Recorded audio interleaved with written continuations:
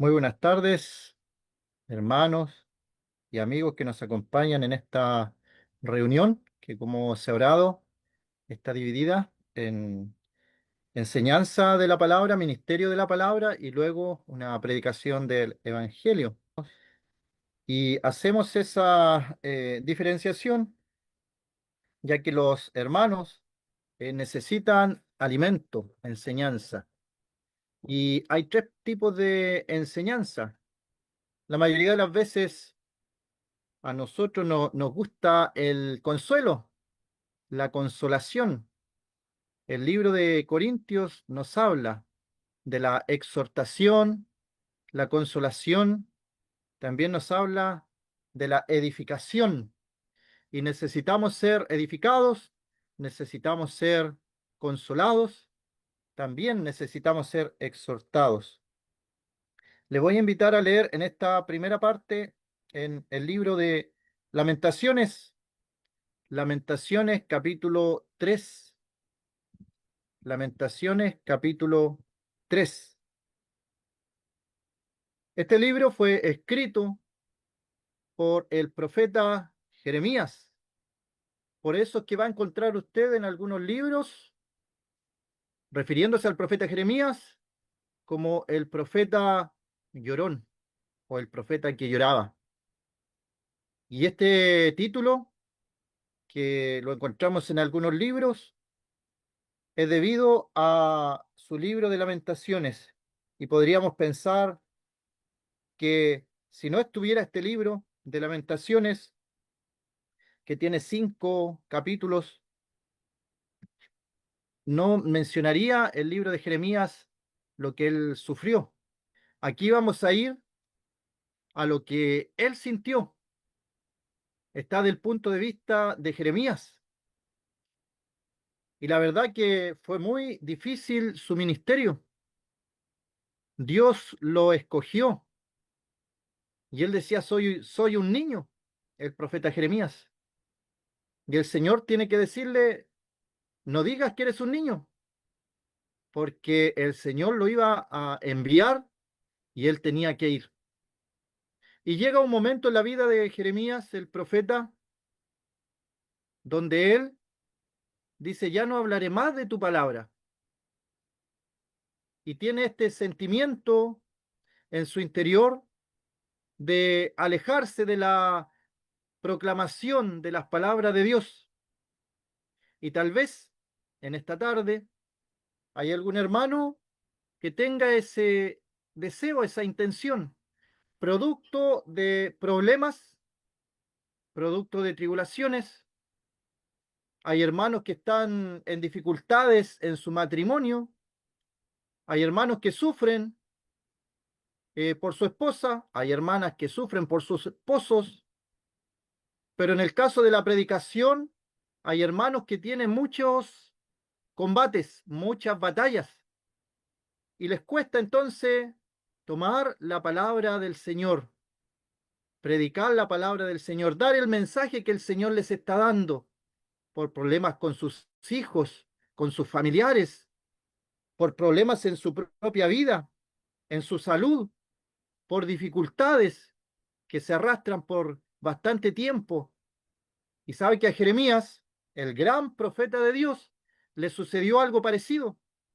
Y él entonces dice en el libro de Jeremías que no va a hablar más del Señor, ni de la palabra del Señor. Pero él reflexiona y el Espíritu Santo habla a su vida, habla a su espíritu. Y él entonces dice, pero había un fuego, había un fuego dentro de él. Trató de callarlo, pero no pudo. Y es la experiencia de muchos hermanos. Por lo tanto, son palabras de aliento, de ánimo a aquellos hermanos que por distintas razones y problemas quieren alejarse de las cosas de Dios, quieren alejarse de todo lo que tenga que ver con la iglesia. Es una invitación a volver. Y el Señor nos dice, volveos, volveos, ¿por qué moriréis? Se la está diciendo a Israel, pero lo podemos apropiar esas palabras. Volveos, volveos, ¿por qué moriréis? Y en Lamentaciones 3 entendemos cómo se sentía el profeta. Dice el verso 1: yo soy el hombre que ha visto aflicción bajo el látigo de su enojo. Me guió y me llevó en tinieblas y no en luz. Pensemos por un momento que estamos hablando de un profeta, el profeta Jeremías, que escribió 2 libros, que le habló al corazón de Israel por un buen periodo de tiempo, que no tenía temor de hablarle a los reyes que estaban en pecado y les hablaba fuertemente, que estaban engordados.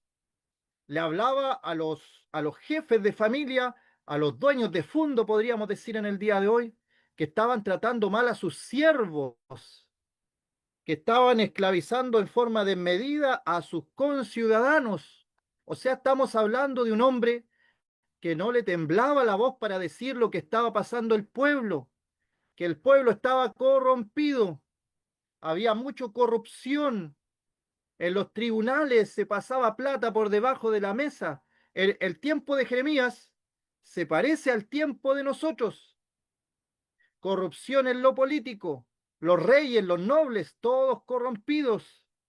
La idolatría abundaba, la gente se había olvidado de Dios y él se levantaba como una voz en medio de un mundo oscuro, hostil, y tuvo que pasar encarcelamientos, tuvo que pasar aflicciones físicas, tuvo que llorar y tuvo que lamentar, y escribe el libro de lamentaciones, y lo impresionante es que Jeremías lo atribuye todo a Dios. Él está sufriendo, pero dice: yo soy el hombre que ha visto aflicción bajo el látigo de su enojo. Está hablando de Dios, el enojo de Dios. Alguien podría estar en esta tarde y decir: pero ¿cómo Dios se enoja si ustedes hablan del amor de Dios, de la bondad de Dios, de la misericordia de Dios? Obviamente que sí, pero también Dios se enoja. Leemos versículos como que Dios está airado contra el pecador todos los días. El Salmo capítulo 5. Dios se enoja. Dios es amor, es bondad, es benevolencia, es misericordia, todo lo bueno, toda bondad. Está con los brazos abiertos para recibir al pecador arrepentido. Es un Dios perdonador, pero también nuestro Dios es un Dios justo. No tendrá por inocente al culpable. El alma que pecare, esa morirá. Es un juez tan justo que no acepta, no recibe el cohecho. ¿Cuántas veces nosotros en nuestra sociedad y en la sociedad que vivió Jeremías vemos que llevan a una persona a los tribunales, pero sabemos que corre plata de por medio y sabemos cuál es el final, que esa persona va a quedar libre por sus conexiones, por sus contactos, por su dinero? Los tribunales corrompidos. Y hay cohecho, pero Dios es un juez justo, no tendrá por inocente al culpable y no acepta y no recibe cohecho. Y entiende Jeremías que está sufriendo esta aflicción bajo el látigo del enojo de Jehová, del enojo del Señor, del enojo de Dios. Y algunos piensan que de dónde sacan esto que Dios se enoja si Dios es bondad, Dios quiere todo lo bueno. Ah, pero eso es el Dios del Antiguo Testamento, dirá alguna persona que está escuchando. ¿Será acaso solamente el Dios del Antiguo Testamento? Tenemos en Hebreos capítulo 10, versículo 31. Está ahí, lo puede anotar. Hebreos 10, 31 dice: horrenda cosa es caer en manos del Dios vivo. Dios es amor, Dios es bondad, Dios es amplio en perdonar, pero eso es para la persona que acepta, que cree, que recibe al Señor. Pero hay de aquel que rechaza al Señor, que rechaza a Dios, que se rebela contra Dios. horrenda cosa es caer en manos del Dios vivo. ¿Podríamos nosotros sacar este versículo? ¿Podríamos pasarlo por alto?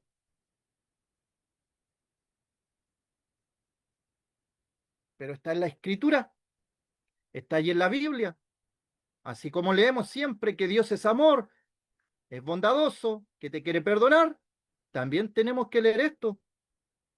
Horrenda cosa es caer en manos del Dios vivo. Y en el verso 29 dice, ¿cuánto mayor castigo pensáis que merecerá el que pisoteare al Hijo de Dios y tuviere por inmunda la sangre del pacto en la cual fue santificado e hiciera afrenta al Espíritu de gracia?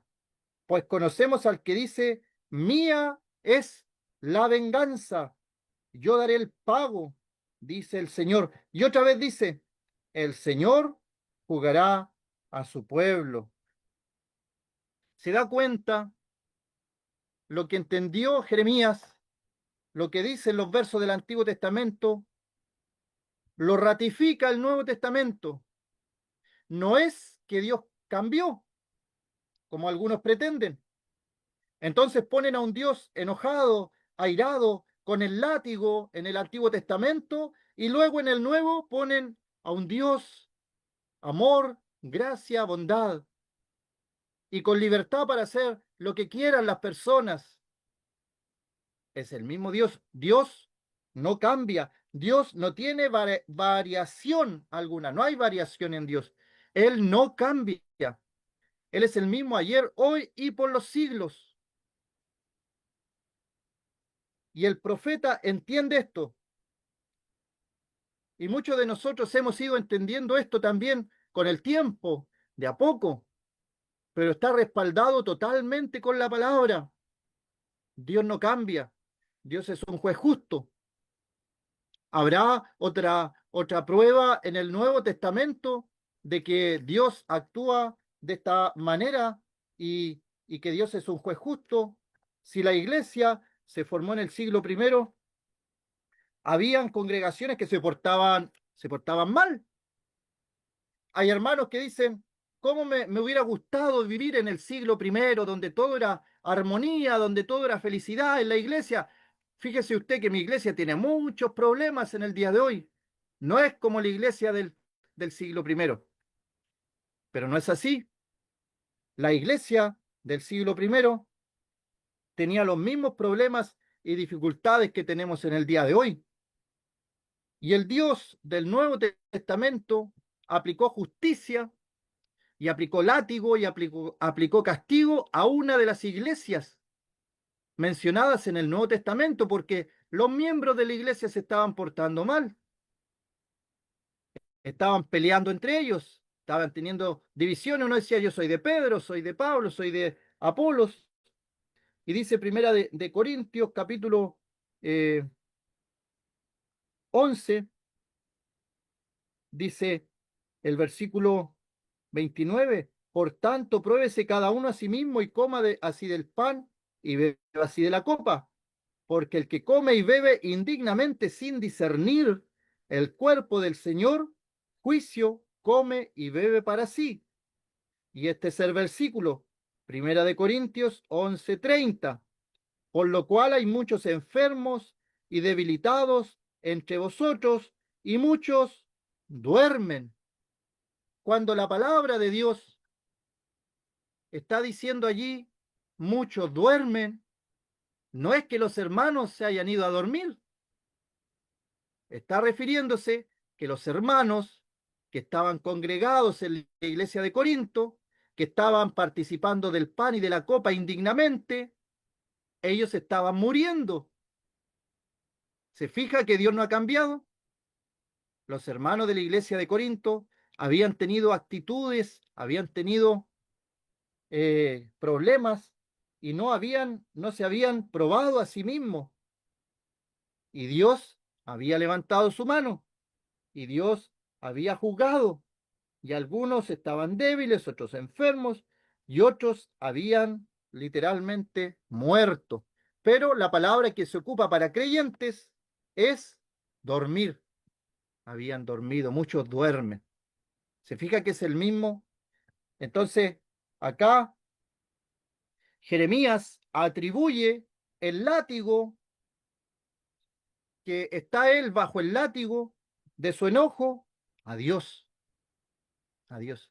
No lo atribuye a los que lo están castigando, a los que lo tomaron y lo dejaron en un pozo cenagoso para que no hablara más de su palabra.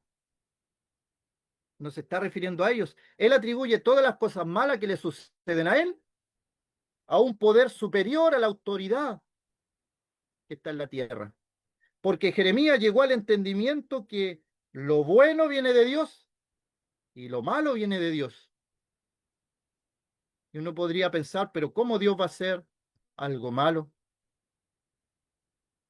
Aquí mismo en este capítulo, Lamentaciones 3, verso 37, 3:37 dice, ¿quién será aquel que diga que sucedió algo que el Señor no mandó? De la boca del Altísimo no sale lo malo y lo bueno. ¿Se fija? Palabra de Dios, no es invento de nosotros. Y luego dice, ¿por qué se lamenta el hombre viviente? Lamentes el hombre en su pecado. Lamentes el hombre en su pecado. ¿Se fija? Este entendimiento, esta iluminación que tuvo Jeremías es profunda, es profunda. ¿Qué hacemos nosotros cuando nos sucede algo malo? Cuando nos pasa algo malo, ¿acaso decimos de inmediato, gracias a Dios por mandarme este accidente, gracias a Dios por esta enfermedad? No, de ninguna manera. Podemos pensar incluso que el enemigo está obrando en nuestra contra, lo cual, después vamos a explicar, lo cual es verdad.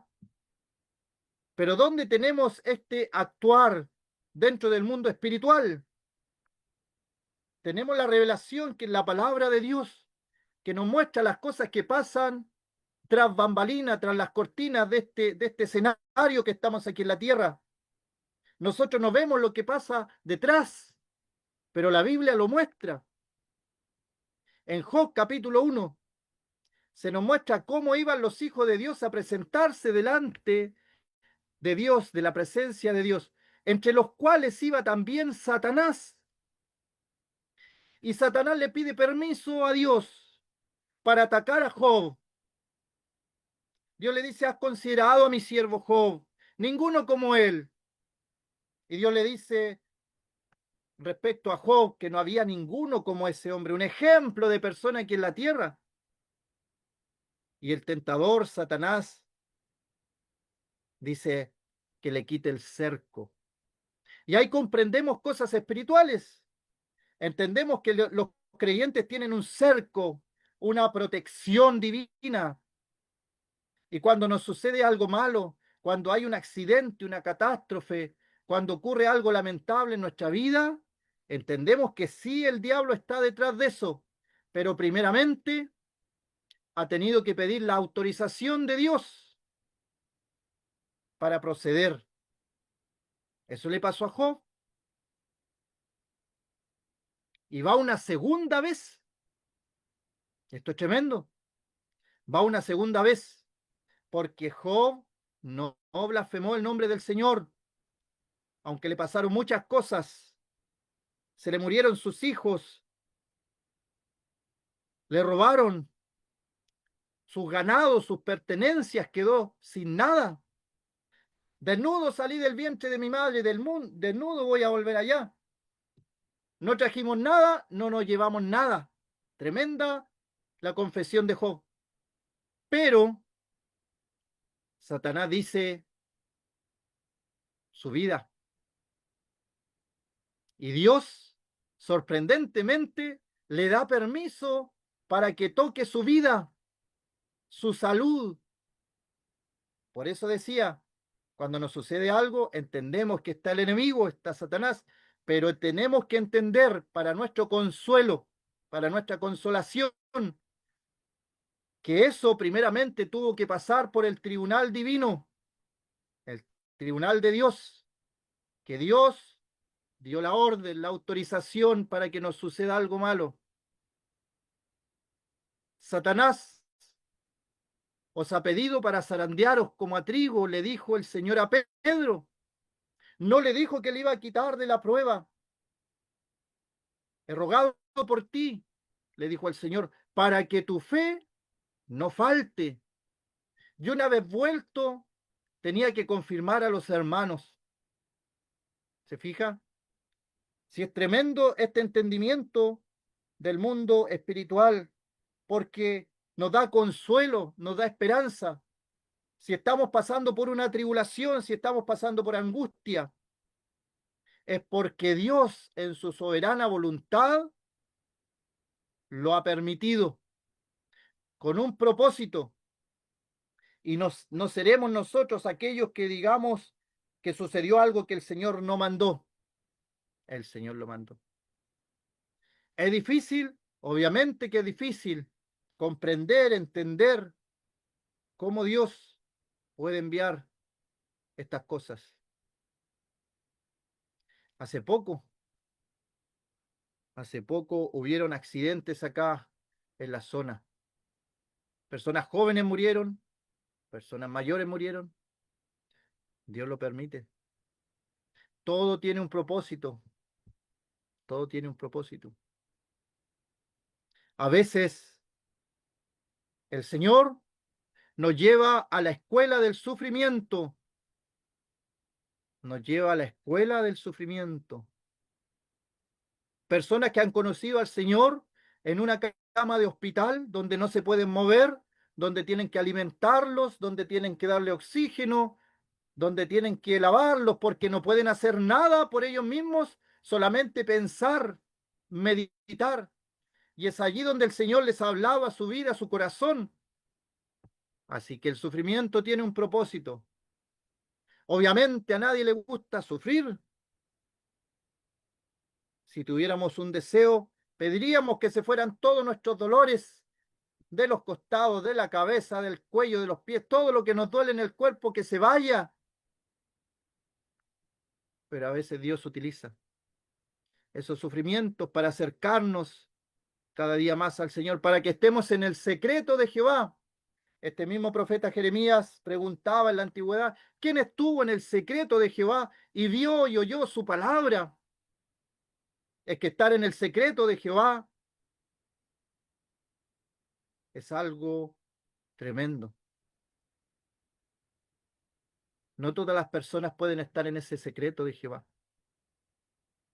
Y a veces el sufrimiento, las dolencias, las dificultades, las tribulaciones nos llevan a experimentar una cercanía con el Señor que en tiempos de paz no tenemos.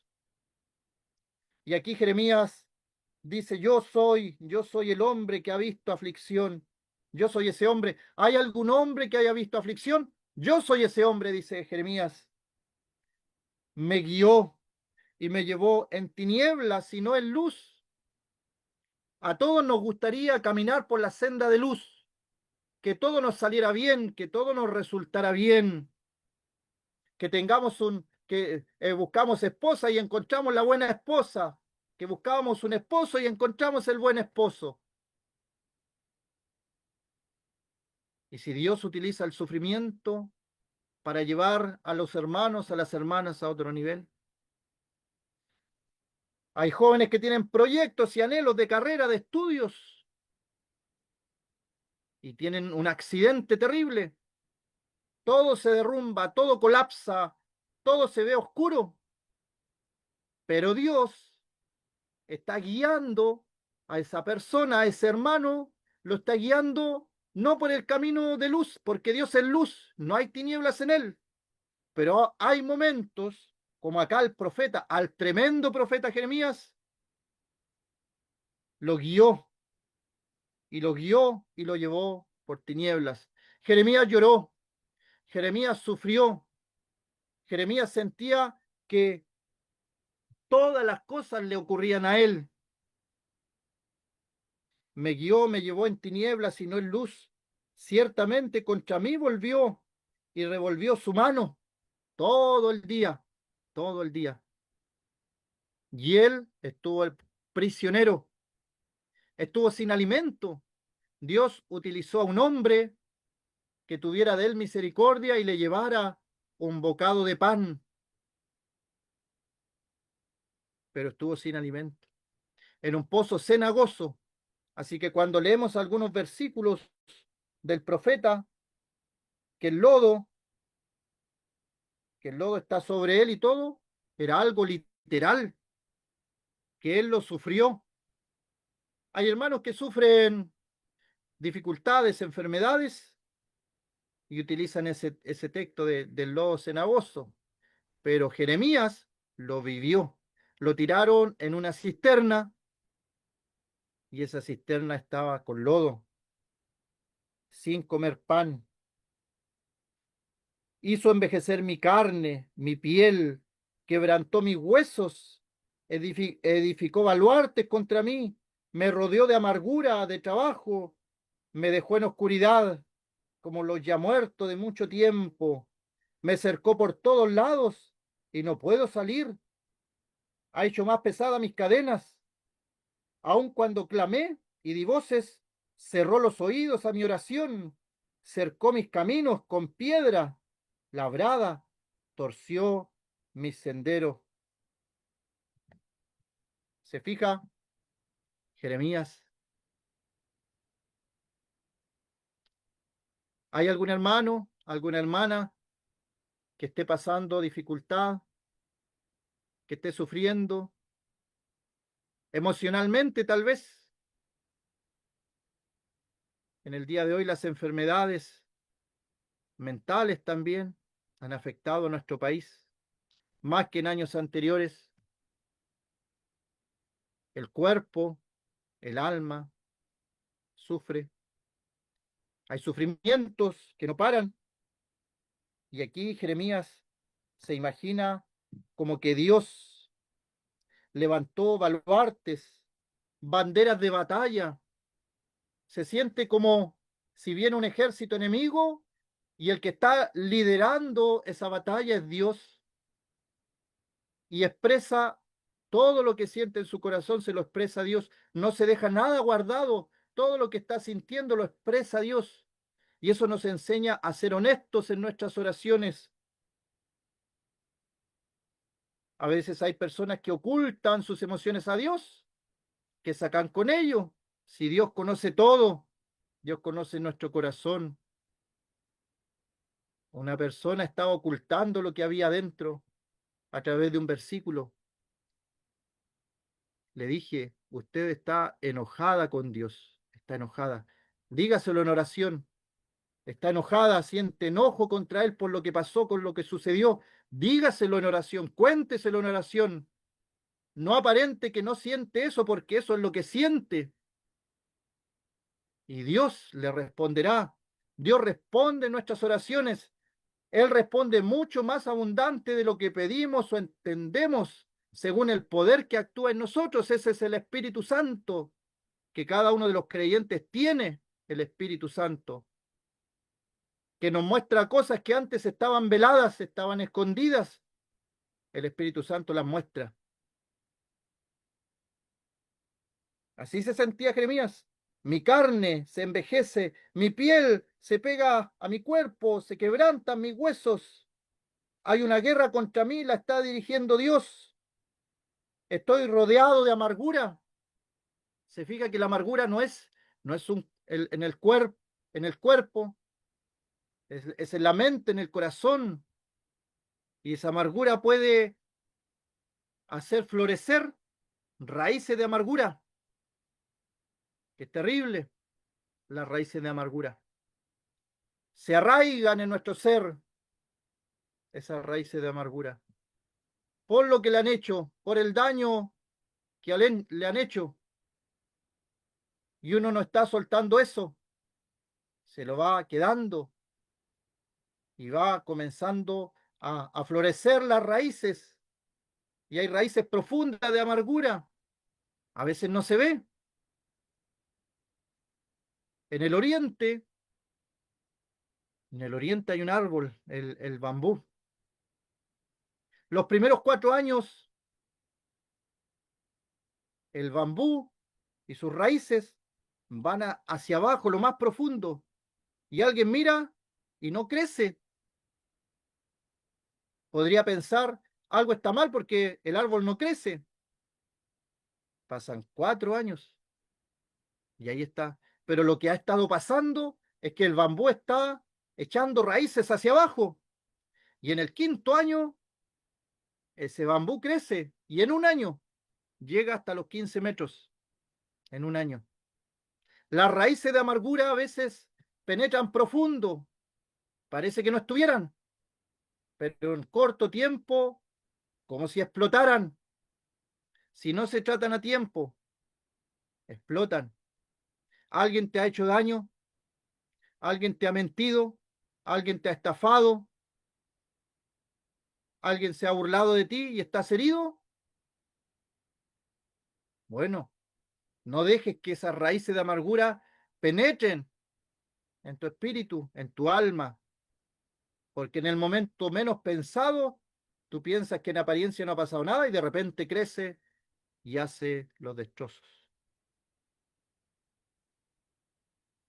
Me rodeó de amarguras y de trabajo, me dejó en oscuridad, como los ya muertos de mucho tiempo. Ese era Jeremías, así se sentía. Se sentía como que todas las flechas que eran lanzadas le caían a él. A veces no sucede así. Viene un problema tras otro. Para terminar, mencionar solamente el versículo 22. Por la misericordia de Jehová no hemos sido consumidos, porque nunca decayeron sus misericordias. Nuevas son cada mañana. Grande es tu fidelidad. Hoy día aparecieron las misericordias del Señor hoy día. Mañana van a ser misericordias nuevas.